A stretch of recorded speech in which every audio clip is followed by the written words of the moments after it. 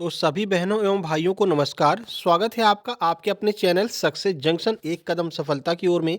मेरा नाम है अतुल शुक्ला और हम लेकर के आ गए हैं आपके लिए महिला पर्यवेक्षक भर्ती 2025 से संबंधित महत्वपूर्ण वीडियो है पोषण एवं स्वास्थ्य, जो कि आपके एग्जाम में 55 नंबर का आने वाला है। और पोषण एवं स्वास्थ्य का हम प्रैक्टिस सेट नंबर 6 लेकर के आ गए हैं। यानी कि इससे पहले सभी सब्जेक्ट के 5-5 प्रैक्टिस सेट ऑलरेडी अपलोड किए जा चुके हैं। अगर आपने अभी तक नहीं देखा है तो चैनल के अंदर प्लेलिस्ट बनी हुई है महिला परीक्षा फ्री क्लास के नाम से। उसमें जाकर के आप सारी वीडियो एक साथ में देख सकते हैं। ठीक है, आपकी एग्ज़ाम डेट 28 फरवरी है, यानी कि 28 फरवरी से आपका एग्ज़ाम स्टार्ट होने वाला है। तो अब काफ़ी कम समय बचा है, तो ऐसे में आपको बेहतरीन तैयारी कर लेनी है। कैसे तैयारी करनी है वो सारी जानकारी आपको हम बताने वाले हैं। उससे पहले वीडियो को लाइक करके चैनल को सब्सक्राइब कर दीजिए, जिससे कि जितनी भी वीडियो हम अपलोड कर रहे हैं वो सारी वीडियो टाइम टू टाइम आप तक पहुँचती रहें। तो चलिए शुरू करते हैं। देखिए, उससे पहले आपको बता दें, एमपी महिला सुपरवाइजर के कंप्लीट सुपर नोट्स चारों सब्जेक्ट कंप्लीट हो चुके हैं। आप महिला सुपरवाइजर के सुपर नोट्स मात्र 128 रुपये में प्राप्त कर सकते हैं, चारों सब्जेक्ट के सुपर नोट्स। ठीक है, इसके लिए आपको ये व्हाट्सएप नंबर दिखाई दे रहा है, इसी व्हाट्सएप नंबर पर मैसेज कर देना है। यहीं से आपको ये नोट्स सेंड कर दिए जाएंगे। नोट्स में क्या क्या मिलेगा तो देखिए, पोषण एवं स्वास्थ्य जो आपका 55 नंबर का आने वाला है, कंप्लीट सिलेबस के अकॉर्डिंग हमने कवर किया है। उसके बाद में सामान्य ज्ञान, जिसमें आपका मैथ आएगा, रीजनिंग आएगा, कंप्यूटर आएगा, एक्ट आएंगे, योजनाएं आएंगी, इन सबको भी कंप्लीट कवर किया गया है। इसके बाद में शिशु देखभाल एवं शिक्षा, जिसे हम बालक बाल विकास कहते हैं, ये भी आपका कंप्लीट सिलेबस के अकॉर्डिंग किया गया है। इसके बाद में मैनेजमेंट, जिसे हम प्रबंधकीय कौशल कहते हैं, ये भी आपका कंप्लीट बनाया गया है नोट्स में। ठीक है, तो ये चारों सब्जेक्ट के नोट्स मात्र 128 रुपए में आपको ऑफर के तहत सक्सेस जंक्शन चैनल पर दिए जा रहे हैं। तो ये तुरंत से कि तुरंत आपको ये नोट्स मंगवा लेने हैं और अपनी तैयारी एक बेहतरीन ढंग से सुचारू रूप से शुरू कर देनी है। अब बहुत सारे लोग कहेंगे, सर इतनी जल्दी हम कैसे तैयारी कर सकते हैं? तो आपको बता दें, अभी भी आपके पास में लगभग 30 दिन का समय बचा हुआ है। और ये नोट्स हमने इस तरह से डिज़ाइन किए हैं कि 30 दिन में आप अगर 6 घंटे प्रतिदिन पढ़ते हैं, तो इन नोट्स को 2 बार पढ़ करके समाप्त कर सकते हैं। एक बार पूरा पढ़ लीजिए और एक बार रिवीजन भी कर सकते हैं। ठीक है ना? बाकी प्रैक्टिस हम आपकी यूट्यूब पे करवा ही रहे हैं, तो बेहतरीन तैयारी हो जाएगी। अगर आपने अभी भी तैयारी नहीं शुरू की है, तो अभी भी आप इन नोट्स को मंगा करके अपनी तैयारी मजबूत कर सकते हैं। सर कैसे मंगाना है? उसके लिए आपको ये देखिए स्कैनर दिखाई दे रहा है। इसी स्कैनर पर आपको 128 रुपए का पेमेंट कर देना है। इसका स्क्रीनशॉट ले लीजिए। 128 रुपए का पेमेंट करके और उस स्क्रीनशॉट को, जो पेमेंट का स्क्रीनशॉट है, उसे इस व्हाट्सएप नंबर 7052547003 इस पर सेंड कर देना है। तुरंत की तुरंत आपको नोट्स सेंड कर दिए जाएंगे। ठीक है, तो ये सारी प्रोसेस है नोट्स को मंगवाने की। बाकी आपको जानकारी व्हाट्सएप नंबर पर दे दी जाएगी। जैसे ही आप व्हाट्सएप पर मैसेज करेंगे तो आपको तुरंत सारी जानकारी प्रोवाइड करा दी जाएगी। दूसरी बात, ये नोट्स आपको व्हाट्सएप पर ही प्रोवाइड कराए जाएंगे, घर पर नहीं पहुंचेंगे, क्योंकि घर पर पहुंचने का अब टाइम ही नहीं है। 15 दिन में आपके घर पर पहुंच पाएंगे, 28 से आपका पेपर ही है, तो आप पढ़ोगे कब, है ना? इसलिए कम प्राइस में मात्र 128 रुपये में सभी सब्जेक्ट के कंप्लीट नोट्स आपको प्रोवाइड कराए जा रहे हैं। इसके अलावा एमपी टेट वर्ग 3 मुख्य परीक्षा यानी चयन परीक्षा के नोट्स भी उपलब्ध हैं और एमपीएसआई के नोट्स भी लगभग कंप्लीट हो चुके हैं। बहुत जल्द ही आपको सबसे कम प्राइस में एमपीएसआई के नोट्स भी हम अवेलेबल करवाएंगे। चलिए शुरू करते हैं। आइए देखते हैं। आज का पहला प्रश्न है, जब आयरन की कमी से पीड़ित किशोरी गर्भवती होती है तो उसमें किसकी संभावना रहती है? यानी कि एक ऐसी किशोरी है, किशोरी का मतलब है कि एक ऐसी महिला है जो गर्भवती है, लेकिन उसमें क्या है, आयरन की कमी है। तो ऐसी स्थिति में उसको किन किन समस्याओं का सामना करना पड़ सकता है? देखिए, पहला है समय से पहले प्रसव हो सकता है, यानी बच्चे का जन्म टाइम से पहले हो जाएगा। जन्म के समय अधिक भार वाले शिशु का वजन होगा, यानी कि जो बच्चा है वो बहुत ज़्यादा वजन का होगा, या फिर जुड़वा शिशुओं का जन्म होगा, या फिर इनमें से कोई नहीं। चलिए आंसर देख लेते हैं। प्रश्न का सही आंसर आपका ऑप्शन नंबर ए है, यानी कि समय से पहले जो है डिलीवरी हो जाएगी, जिसे हम प्री मैच्योर डिलीवरी कहते हैं। अगर आयरन की कमी है महिला में तो प्री मैच्योर डिलीवरी के चांसेस बढ़ जाते हैं। देखिए, गर्भवती किशोरियों में आयरन की कमी होने से एनीमिया के कारण समय से पहले प्रसव का खतरा बढ़ जाता है। अगर आयरन की कमी है, यानी कि रक्त की कमी हो जाएगी, जिससे कि एनीमिया नामक रोग हो सकता है और बच्चे की डिलीवरी समय से पहले हो सकती है, जिससे कि बहुत ज़्यादा खतरा भी रहता है ऐसी डिलीवरी में। चलिए आगे बढ़ते हैं, अगला क्वेश्चन देखते हैं। अगला प्रश्न है, व्यक्ति के आहारीय अंतःग्रहण का आकलन करने के लिए निम्नलिखित में से किस पद्धति का प्रयोग किया जाता है? चलिए ऑप्शन देख लें, फिर आपको समझाते हैं। 24 घंटे की आहार स्मृति, कच्चे पदार्थ का भार मापन, खाद्य आवृत्ति प्रश्नावली, या फिर उपरोक्त सभी। आइए आंसर देखते हैं। प्रश्न का सही आंसर ऑप्शन नंबर डी है, यानी कि उपरोक्त सभी। इसमें क्या है, व्यक्ति के आहारी अंतःग्रहण की व्यक्ति ने, मान लीजिए आप डॉक्टर के पास में गए, ठीक है, आप ये हैं, ठीक है? ऐसे मुस्कुराते रहिए और ये आपका डॉक्टर है, ये भी मुस्कुरा रहा है। आप डॉक्टर के पास में गए, आपने कहा, "सर मुझे भूख कम लगती है, हमें बहुत परेशानी है, पेट में जो है अकड़न रहती है और मतलब बहुत सारी समस्याओं का सामना करना पड़ता है।" ठीक है? यानी कुल मिलाकर के आपको अपच की समस्या है। तो ऐसे में डॉक्टर क्या करेगा, आपसे कुछ चीज़ों की जानकारी लेगा। क्या-क्या जानकारी लेगा? तो वो आपके आहारी अंतःग्रहण का आकलन करेगा कि यानी आप क्या-क्या चीज़ें खा रहे हैं, किस-किस टाइम पर खा रहे हैं। तो ये सारी चीज़ें आपसे वो पूछेगा कि आपने पिछले 24 घंटे में क्या खाया है? कच्चे कच्चे पदार्थ आपने कितने खाए हैं? यानी कि ऐसे कौन से पदार्थ हैं जो आपने बिना तले भुने हुए, यानी कह सकते हैं आपने सैलेड कितना लिया है, आपने फल कितने खाए हैं, ये पूछेगा। और खाद्य आवृत्ति से संबंधित प्रश्नावली पूछेगा, यानी आप डेली रूटीन में क्या-क्या खाते हैं, ये सारी चीज़ें डॉक्टर के द्वारा पूछी जाएगी और इसे ही हम आहारीय अंतःग्रहण का आकलन कहते हैं। ठीक है? उम्मीद करते हैं आपको सब कुछ समझ में आ गया होगा। इसके द्वारा व्यक्तिगत आहार सलाह प्रदान करने में सक्षम रहता है। अब जब आप ये सारी चीज़ें बता देंगे तो फिर आपको डॉक्टर बताएगा कि आप कहाँ पर गलती कर रहे हैं और क्या-क्या चीज़ें आपको टाइम टू टाइम खानी है। समझ में आ गया? चलिए आगे बढ़ते हैं। अगर चीज़ें आपके समझ में आ रही हैं तो कमेंट बॉक्स में कमेंट ज़रूर कीजिएगा। आपके कमेंट हमारे लिए बहुत ज़्यादा उत्साहपूर्वक होते हैं। आप अगर कमेंट करते हैं अच्छे-अच्छे तो हमको और अच्छा लगता है और हम और भी अच्छी वीडियो आपके लिए लेकर के आते हैं। तो कमेंट ज़रूर कीजिएगा। अगला देखिए क्वेश्चन नंबर 3। एड्स कैसी बीमारी है? 25 जून 2024 को राजस्थान सुपरवाइजर में पूछा गया था। राजस्थान में महिला सुपरवाइजर का भी एग्जाम हुआ था 25 जून 2024 को। तो लेटेस्ट प्रश्न है आपके लिए कि एड्स जो है वो कैसी बीमारी है और ये अलग से आपके एग्जाम में ये चैप्टर दे रखा है जिसको हमने अपने नोट्स में कवर भी किया है। एड्स के बारे में बहुत सारी जानकारी आपको हमने वहाँ पर बताया। एड्स कैसे होता है, क्या इसका जीवाणु होता है, भारत सरकार ने क्या कार्यक्रम इसके लिए स्थापित किए हैं, विश्व के द्वारा इसके लिए कौन-कौन सी योजनाएँ कार्यक्रम चलाए गए हैं, ये सारा डिटेल में बता रखा है आपको। ठीक है? तो ज़रूर पढ़ लेना आप नोट्स में। देखिए, तो एड्स कैसी बीमारी है? एक स्थानिक बीमारी है, एक महामारी है, एक विश्वमारी है या फिर विकिरण है? चलिए आंसर देख लेते हैं कि एड्स कैसी बीमारी है। सही आंसर ऑप्शन नंबर सी यानी कि विश्वमारी है। विश्वमारी का अर्थ होता है पैंडेमिक। आपने ये पैंडेमिक नाम कब सुना है बताइए? आपने ये पैंडेमिक नाम अभी सुना होगा कोरोना के टाइम पे, ठीक है ना? कि कोरोना एक पैंडेमिक बीमारी हो गई, भैया पैंडेमिक बीमारी हो गई। तो ये पैंडेमिक बीमारी होती क्या है उसके बारे में आपको हम बताने वाले हैं। इसे हिंदी में विश्वमारी कहते हैं और एड्स एक पैंडेमिक बीमारी है। चलिए देख लेते हैं। तो पैंडेमिक एक रोग के वैश्विक प्रकोप को संदर्भित करता है, यानी पूरे विश्व में ये चीज़ जो फैल जाती है, इसको हम पैंडेमिक कहते हैं। ठीक है? पैंडेमिक तब घटित होती है जब कोई नया वायरस लोगों को संक्रमित करने के लिए उभरता है और एक व्यक्ति से दूसरे में फैलता है, जैसे अभी कोविड हुआ था। अब आपसे अगर कोई पूछे कि कोविड एक कैसी बीमारी है, तो आप बताइएगा कोविड एक पैंडेमिक बीमारी है। ठीक है? इसमें एक नया वायरस होता है जिसके बारे में लोगों को जानकारी नहीं होती है और वो एक से दूसरे में फैलता जाता है और इसी तरह पूरे विश्व में फैल जाता है। इसको हम पैंडेमिक बीमारी कहते हैं। ठीक है? और एड्स एक पैंडेमिक बीमारी ही है। आगे बढ़िए क्वेश्चन नंबर 4। गर्भावस्था से पहले एवं उसके दौरान आयोडीन की कमी से नवजात शिशुओं में कौन-सा रोग हो सकता है? अगर गर्भावस्था के दौरान माता को थायराइड है, तो वो 101% बच्चे को भी थायराइड होने की संभावना रहती है। तो यही पूछ रहे हैं कि गर्भावस्था से पहले एवं उसके दौरान अगर आयोडीन की कमी है माता में, तो कौन-सा रोग बच्चे को हो सकता है? 28 मार्च 2017 को पूछा गया है आपके एग्ज़ाम में, यानी कि महिला सुपरवाइज़र का जो लास्ट एग्ज़ाम आपका हुआ था 2017 में, एमपी में हुआ था, उसके बारे में वहाँ पर ये प्रश्न पूछा गया था। कौन-सी बीमारी हो जाएगी? क्रेटेनिज़्म हो जाएगी, एनीमिया हो जाएगा, संक्रमण हो जाएगा या फिर एडिमा हो जाएगा? चलिए आंसर देखते हैं। प्रश्न का सही आंसर ऑप्शन नंबर ए है, यानी कि क्रेटेनिज़्म नामक जो बीमारी है, वो बच्चे को हो सकती है अगर माता में आयोडीन की कमी होगी। तो देखिए, आयोडीन की कमी प्रत्यक्ष रूप से शिशुओं में क्रेटेनिज़्म से संबंधित होती है। क्रेटेनिज़्म जिसे जन्मजात थायराइड कहते हैं, ठीक है? तो क्रेटेनिज़्म को ही हम जन्मजात थायराइड कहते हैं। मुख्य रूप से आयोडीन की कमी से गंभीर जो है एक तरह का गंभीर कमी हो जाती है जब आयोडीन की, तो यह बीमारी हो जाती है, क्रेटेनिज़्म इसका नाम है। इसको हिंदी में कहते हैं जन्मजात थायराइड। आगे बढ़ते हैं, क्वेश्चन नंबर 5 देख लेते हैं। क्वेश्चन नंबर 5 है, खाद्य उपयोग किस पर निर्भर करता है? अगर आप किसी भी चीज़ों को खा रहे हैं तो किस चीज़ पर यह निर्भर करेगा? 29 मार्च को पूछा गया है। जैव उपलब्धता पर, सुरक्षित एवं पीने योग्य जल पर, स्वच्छता एवं सफाई पर या फिर उपरोक्त सभी पर? तो चलिए आंसर देखते हैं। प्रश्न का सही आंसर आपका ऑप्शन नंबर बी नहीं, इसका ऑप्शन नंबर डी हो जाएगा। ये सारी चीज़ें इस पर निर्भर करती हैं, ठीक है? चलिए पीडीएफ में जब हम आपको पीडीएफ प्रोवाइड कराएँगे तो उसको सही कर देंगे। तो ये सारी चीज़ें जो है वो खाद्य उपयोग पर से जो है कह सकते हैं निर्भर करती हैं। कौन-कौन सी चीज़ें हैं देख लीजिए यहाँ पर। तो खाद्य पदार्थों में पोषक तत्वों की जैविक उपलब्धता विभिन्न कारकों पर निर्भर करती है, जिसके अंतर्गत भोजन की समग्र संरचना, व्यक्ति की शारीरिक और आनुवंशिक संरचना और किसी भी व्यक्ति के पाचन पथ का समग्र स्वास्थ्य शामिल होता है।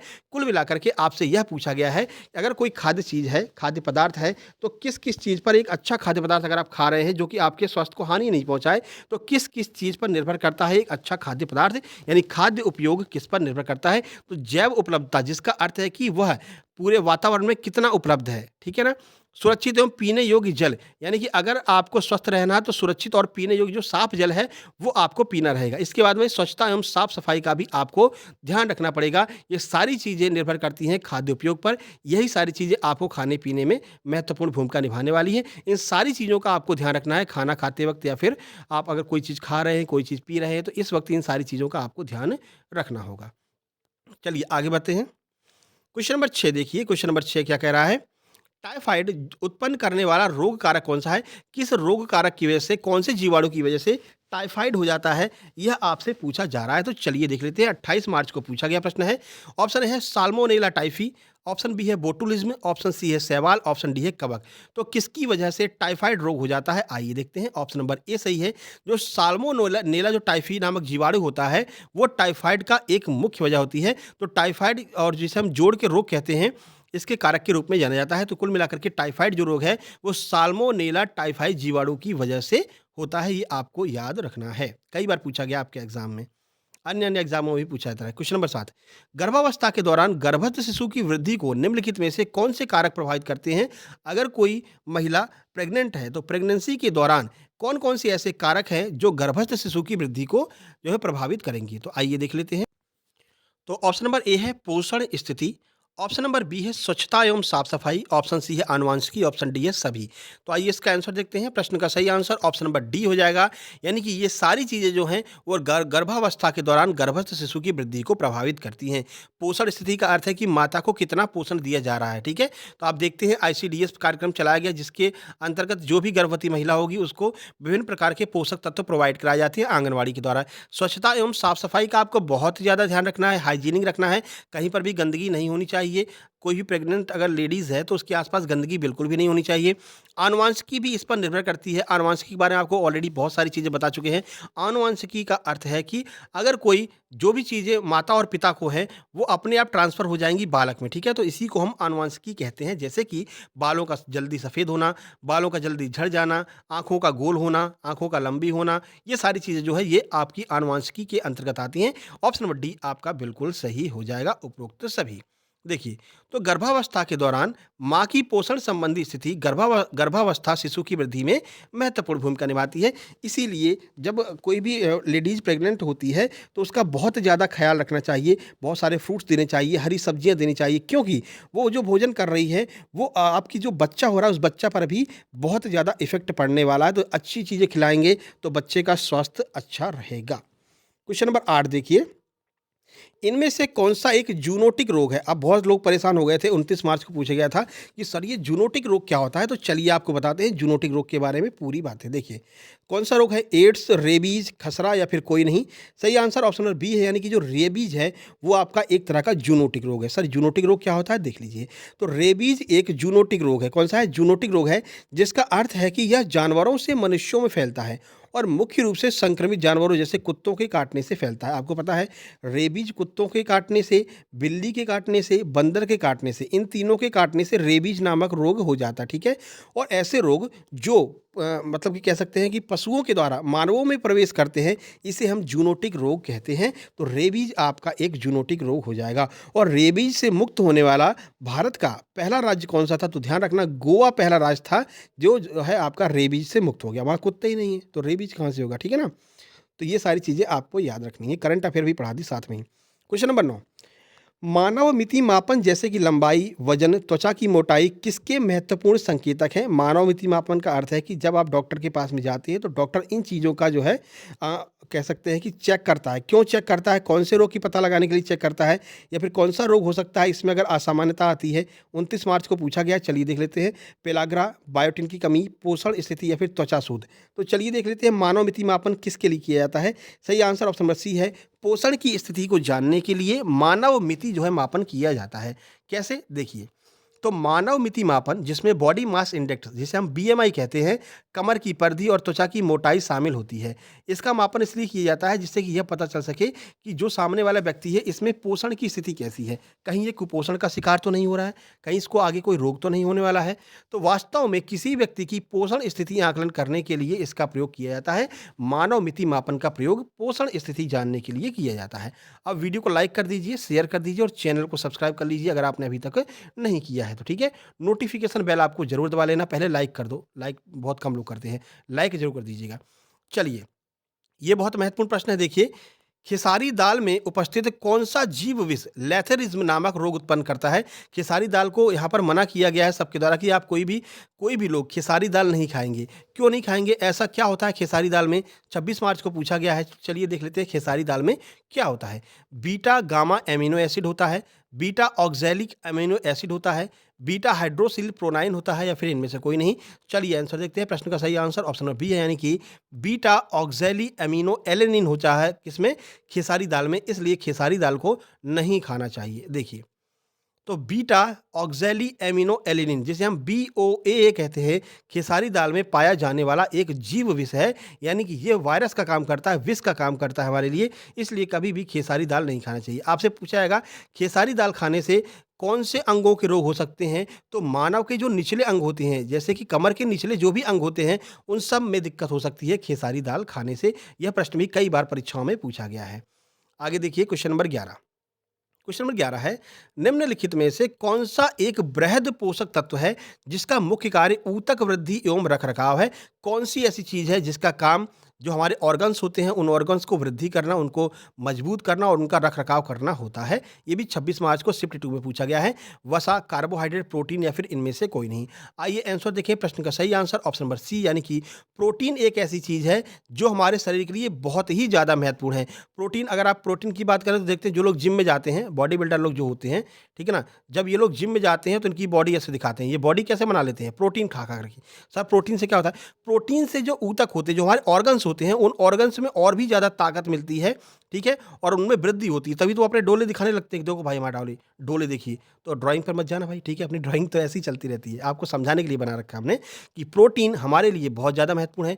प्रोटीन हमारे शरीर में बॉडी बिल्डर का काम करता है। कई बार पूछा गया है कि शरीर का बॉडी बिल्डर कौन सा तत्व होता है? तो प्रोटीन शरीर का बॉडी बिल्डर होता है, ठीक है, और ये हमारे ऊतकों का रखरखाव करता है और ऊतकों में वृद्धि के लिए भी महत्वपूर्ण होता है। तो प्रोटीन हमारे शरीर के लिए बहुत ज़्यादा आवश्यक है, या सभी ऊतकों के रखरखाव का कार्य करता है एवं हमारे शरीर का बॉडी बिल्डर कहलाता है। क्वेश्चन नंबर 12 देखेंगे। क्वेश्चन नंबर 12 है, पीयूष ग्रंथि की कार्य क्षमता अपर्याप्त होना और प्लाज्मा में वृद्धि हार्मोन का स्तर सामान्य से अधिक होना, दोनों अगर एक साथ में हो जाएं तो किस स्थिति को दर्शाते हैं? फिर से सुनिए, समझिए। पीयूष ग्रंथि अपनी कार्य क्षमता अपर्याप्त है, पीयूष ग्रंथि सही से अपना काम नहीं कर रही है, और प्लाज्मा में वृद्धि हार्मोन का स्तर सामान्य से अधिक, यानी कि जो हमारा ब्लड में प्लाज्मा होता है उसमें जो वृद्धि हार्मोन होते हैं उनकी संख्या बहुत ज़्यादा हो जाए, तो ये दोनों अगर एक साथ में हो जाएंगे तो बताइए किस स्थिति को संदर्भित करेंगे? आइए पहले ऑप्शन देखें। 29 मार्च को पूछा गया है। पीईएम बताएंगे, बीएमआर बताएंगे, एसडीए बताएंगे, या फिर कोई नहीं। चलिए आंसर देखते हैं। प्रश्न का सही आंसर ऑप्शन नंबर ए है, यानी कि अगर ये दोनों स्थितियां एक साथ में हो जाती हैं तो इन्हें हम पीईएम कहते हैं। अब ये पीईएम क्या होता है ये आपका डिटेल में दिया गया है, देखिए यहाँ पर। तो प्रोटीन ऊर्जा कुपोषण जिसे हम पीईएम कहते हैं की स्थिति में पीयूष ग्रंथि सही से कार्य नहीं करती है और हार्मोन स्त्रावण में भी यहाँ पर दिक्कत आ जाती है, अस्थिरता आ जाती है, ठीक है।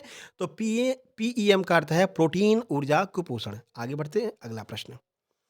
अब हम टॉप 50 एक वीडियो लेकर के आने वाले हैं, टॉप 50 वाली, जिसमें हम क्या क्या कवर करेंगे? तो टीकाकरण को कवर करेंगे और रोग को, इन दोनों के प्रश्नों को एक साथ कवर करेंगे। अभी हम टॉप 50 कह रहे हैं, ठीक है ना, ठीक है। हो सकता है कि प्रश्नों की संख्या और बढ़ जाए, तो ये वीडियो कल आपको मिलने वाली है जिसमें हम टीकाकरण और रोग इनके प्रश्नों को जो प्रीवियस एग्जाम में आए हैं, या जो राजस्थान में महिला सुपरवाइजर में आए हैं, जो छत्तीसगढ़ महिला सुपरवाइजर में आए हैं, इनके सारे प्रश्नों को एक साथ में हम कवर करने वाले हैं, ठीक है। तो कल जरूर आइएगा, वीडियो को लाइक कर दीजिए, चैनल को सब्सक्राइब कर लीजिए, तभी कल नोटिफिकेशन आ पाएगा, ठीक है। और जिन लोगों के पास में नोटिफिकेशन नहीं आता उन लोगों को बता दें, टेलीग्राम चैनल है सक्सेस जंक्शन लाइव, ठीक है, सर्च करके ज्वाइन कर लीजिए। वहाँ पर जैसे ही वीडियो हम अपलोड करते हैं वहाँ पर तुरंत लिंक पहुँच जाती है, तो वहाँ से भी आप डेली क्लास देख सकते हैं, ठीक है। तो सक्सेस जंक्शन लाइव के नाम से चैनल है। चलिए बताएं। तो अगला प्रश्न है क्वेश्चन नंबर 13। देखिए क्वेश्चन नंबर 13 क्या कह रहा है? एक बच्चे की वृद्धि मंदता है, यानी कि एक ऐसा बच्चा है जो कह सकते हैं कि ठिगना रह गया। ठिगना करते हैं मतलब उसमें वृद्धि नहीं हो रही है, छोटा सा लड़का है तो वो छोटा ही रह गया, ठीक है। वह चल भी नहीं सकता है और पूरे शरीर पर नीले धब्बे पड़े हुए हैं। आहार संपूरक के रूप में निम्नलिखित में से किस पोषक तत्व का सुझाव दिया जाएगा? यानी एक ऐसा बच्चा है जो चल भी नहीं पा रहा है अभी, ठीक है? और उसमें वृद्धि भी नहीं हो रही, यानी ना तो वो बड़ा हो रहा है, ना वो मोटा-तगड़ा हो रहा है, ठीक है? और शरीर पर नीले-नीले धब्बे भी हैं, तो बताइए कौन-सी यह स्थिति बनेगी? 26 मार्च को पूछा गया है। आइए ऑप्शन देखें, मतलब कि आप इसको क्या चीज़ देंगे खाने के लिए जिससे कि ये सारी चीज़ें सही हो जाएँ? ऑप्शन देखें, दूध, दाल, खट्टे फल या फिर गन्ना।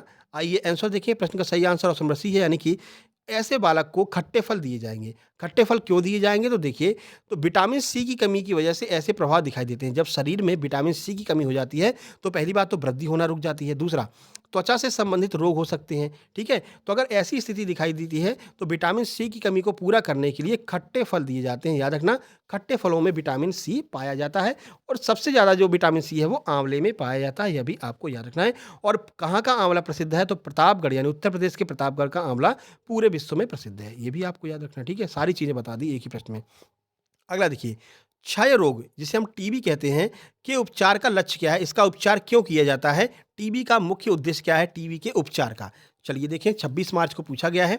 देखिए ऑप्शन ए है उच्च रोग मुक्ति दर सुनिश्चित करना, यानी कि जितने भी लोग इस रोग से ग्रसित हैं, उनको मुक्ति मिल सके, यानी कि उनको मतलब कि कह सकते हैं उनके शरीर से यह रोग तुरंत निकल जाए या फिर कुछ समय में निकल जाए। दूसरा, पुनरावृत्ति न्यूनतम करना, यानी कि दोबारा से ये रोग उनको ना हो, ये भी इसका लक्ष्य होता है। तीसरा, औषधि प्रतिरोध की उत्पत्ति को रोकना, यानी कि जो आपकी बार-बार औषधियों का यूज़ किया जाता है इनको देने के लिए, उस स्थिति को भी रोका जा सके। तो ऑप्शन नंबर डी बिल्कुल सही हो जाएगा। क्षय रोग का मुख्य उद्देश्य ये सारे होते हैं, ये दोबारा रोग ना हो। रोग का मतलब कह सकते हैं रोग हो ही नहीं, ठीक है? दोबारा रोग होने की तो बात ही खत्म हो जाए और पुनः रोग ना हो। दूसरी बात, औषधि बार-बार नहीं खानी पड़े, क्योंकि ये जब टीबी हो जाती है तो आपका कोर्स दिया जाता है, यानी कि 15 दिन का भाई आपको डॉक्स कोर्स करना पड़ेगा, ऐसा करना पड़ेगा। तो औषधि भी प्रतिरोध कर दी जाए, क्योंकि जब औषधि का यूज़ ही नहीं किया जाएगा, जब ये दोनों चीज़ें हो जाएँगी, यानी कि दोबारा किसी को टीबी नहीं होगा और रोग से मुक्ति मिल जाएगी, तो औषधि का उपयोग ही नहीं किया जाएगा। ऑप्शन नंबर डी आपका बिल्कुल सही हो जाएगा। देखिए, तो टीबी का उपचार करने से तात्पर्य है कि रोगी के शरीर में सभी माइक्रोबैक्टीरियम ट्यूबरक्लोसिस जीवाणु समाप्त हो जाएं। टीबी किस जीवाणु की वजह से होता है? माइक्रोबैक्टीरियम ट्यूबरक्लोसिस की वजह से टीबी हो जाता है। तो ये जीवाणु मानव के शरीर से निकल जाएं, यह जो है काम किया जाता है, जो आपका टीबी के जो है कह सकते हैं टीबी को हटाने के लिए जो कार्यक्रम चलाए जाते हैं।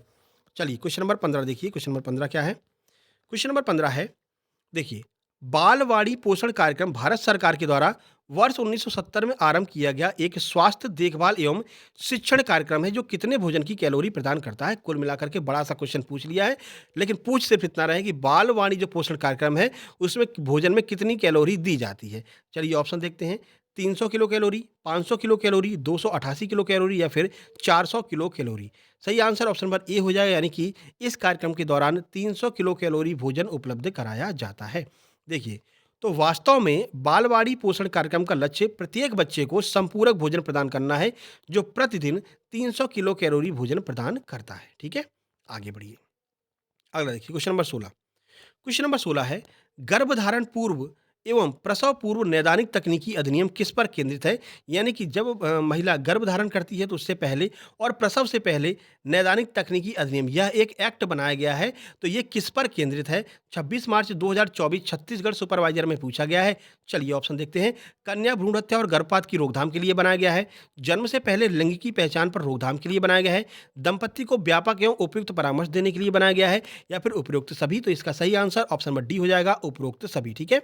तो ये जो एक्ट बनाया गया है, गर्भाधारण पूर्व एवं प्रसव पूर्व नैदानिक जो है तकनीकी अधिनियम, ये आपका इन सभी चीज़ों के लिए बनाया गया है। देखिए, तो कन्या भ्रूण हत्या और गर्भपात की रोकथाम अधिनियम मुख्य रूप से कन्या भ्रूण हत्या को रोकने के लिए पारित किया गया था, जो भारत में लड़के के सामाजिक प्राथमिकता का एक गंभीर मुद्दा है, यानी कि भारत में जो सामाजिक प्राथमिकता है वो लड़कों को दी जाती है, तो इसी की प्राथमिकता का एक गंभीर मुद्दा है, जिसकी वजह से ये एक्ट बनाया गया था, जिससे कि महिलाओं की जो कन्या भ्रूण हत्या है वो भ्रूण हत्या बंद हो सके और उनको बराबर का स्थान मिल सके समाज में।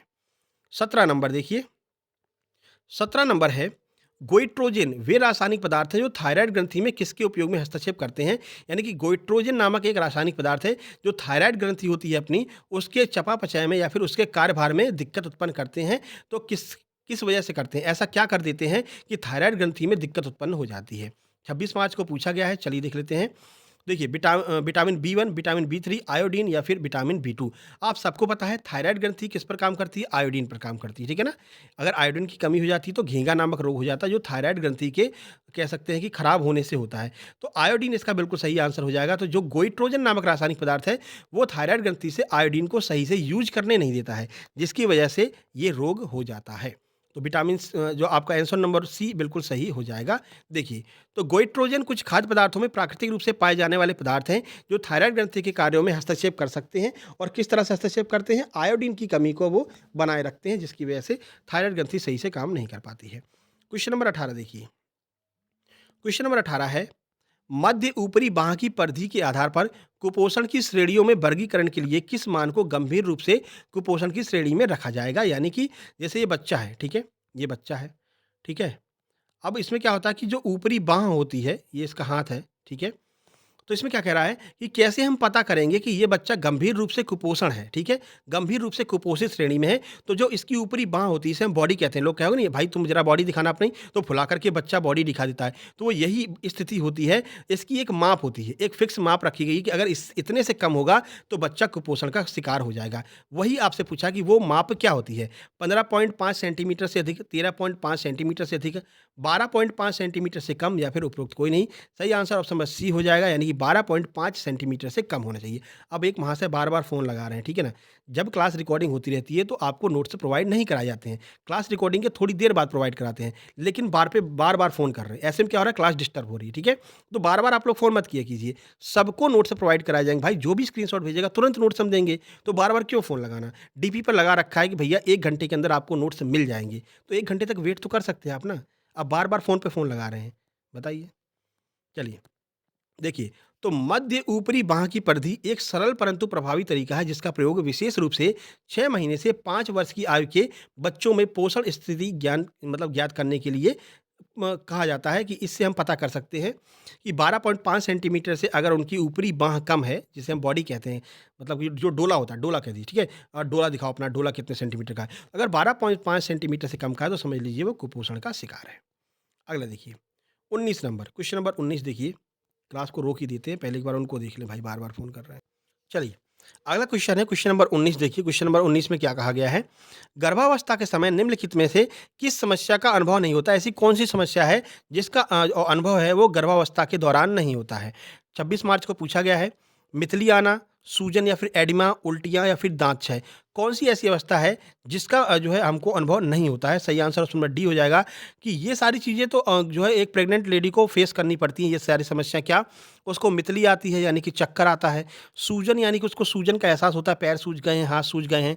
उल्टियाँ आ सकती हैं, लेकिन दाँत क्षय नहीं होता। दाँत क्षय का मतलब उसके दाँत थोड़ी गिरने लगते हैं, ऐसा तो नहीं होता है कि प्रेगनेंसी के दौरान दाँत गिरने लगे, तो ऐसा बिल्कुल भी नहीं होता, ठीक है? तो ऑप्शन नंबर डी आपका बिल्कुल सही आंसर हो जाएगा। देखिए, यद्यपि यह सामान्य समझा जाता है कि गर्भावस्था में कई शारीरिक परिवर्तन होते हैं, बिल्कुल सही बात है। कई प्रकार की आवश्यकता भी होती है। जी हाँ, हमको ज़्यादा ब्लड चाहिए रहता है, क्योंकि एक बालक आपके जो है कैसे गर्भाशय में साँस ले रहा है, तो उसके लिए आपको बहुत सारी चीज़ें खानी पड़ती हैं, तो बहुत सारे शारीरिक परिवर्तन हमारी बॉडी में होते हैं। मगर कुछ गलत धारणाएँ भी हैं जिनको दूर करना आवश्यक है। कुछ लोग कहते हैं कि दाँत गिरने लग जाते हैं, बाल गिरने लग जाते हैं, तो ऐसा बिल्कुल भी नहीं होता है। ये गलत धारणाएँ होती हैं, ठीक है? आगे बढ़िए, क्वेश्चन नंबर 20।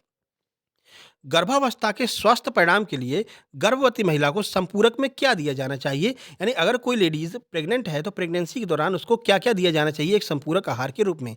25 मार्च को पूछा गया है। चलिए आइए देखते हैं सही आंसर क्या होगा। ऑप्शन ए है आयरन और फॉलिक एसिड देना चाहिए, विटामिन ए देना चाहिए, विटामिन डी देना चाहिए या फिर विटामिन के देना चाहिए।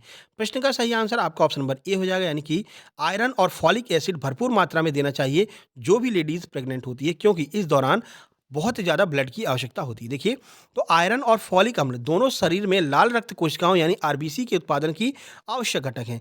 गर्भावस्था के दौरान आरबीसी की आवश्यकता बढ़ जाती है, क्योंकि इस दौरान महिलाओं में रक्त की मात्रा बढ़ जाती है, इसलिए अधिक मात्रा में आयरन और फॉलिक अम्ल की आवश्यकता होती है। तो आयरन और फॉलिक अम्ल क्या कहता है, हमारे बॉडी में जितना जो ब्लड है, इस ब्लड में आरबीसी की मात्रा को नियंत्रित करता है। जितना ज़्यादा आपको आयरन और फॉलिक एसिड मिलेगा, उतना ज़्यादा आपका ब्लड बनेगा, उसमें आरबीसी की मात्रा बनेगी। और आरबीसी क्या करती है? आरबीसी ऑक्सीजन को पूरे शरीर में लेकर के जाती है।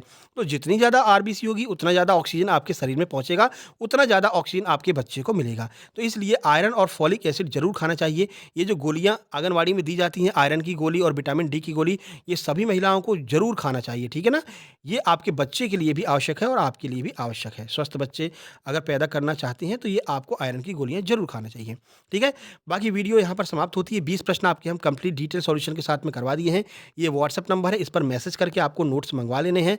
वीडियो को लाइक कर देना है, शेयर कर देना और चैनल को सब्सक्राइब करके नोटिफिकेशन बेल ज़रूर दबा लेना है। नीचे टेलीग्राम चैनल की लिंक दी गई, सक्सेस जंक्शन लाइव के नाम से टेलीग्राम चैनल है, उसको भी आपको ज्वाइन कर लेना है। डिस्क्रिप्शन में लिंक दी गई, नहीं तो आप सर्च करके भी ज्वाइन कर सकते हैं, ठीक है? चलिए, इसके बाद में कल आपका टॉप 50 वाला प्रश्न जो है एक आपका वीडियो आएगा जिसमें हम कवर करेंगे सभी टीकाकरण के प्रश्नों को, सभी रोगों के प्रश्नों को, ठीक है? चलिए, इसके बाद में जो प्रैक्टिस सेट बराबर चल रहे हैं वो प्रैक्टिस सेट आपके टाइम टू टाइम आते रहेंगे। अगला प्रैक्टिस सेट आपका प्रैक्टिस सेट नंबर 6 प्रबंधन यानी कि प्रबंधकीय कौशल का आने वाला है, ठीक है? चलिए फिर मिलते हैं नेक्स्ट वीडियो में, तब तक के लिए नमस्कार, धन्यवाद। इस वीडियो को शेयर ज़रूर कर दीजिएगा सबके पास में।